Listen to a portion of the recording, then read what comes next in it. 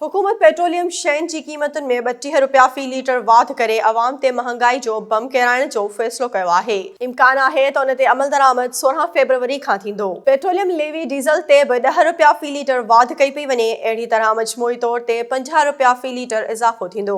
उन जो वॾो सबबु डॉलर जी मटासटा जी शिरह में बेकाबू इज़ाफ़ो आहे, जेको 272 रुपया थी वियो आहे।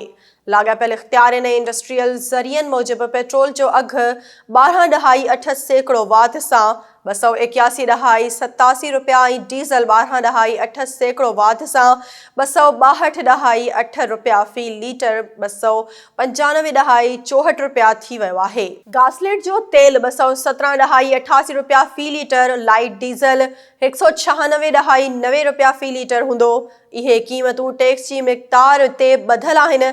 डीज़ल ते 40 रुपया फ़ी लीटर लेवी 10 खां 50 रुपया फ़ी लीटर वधाई वेंदी।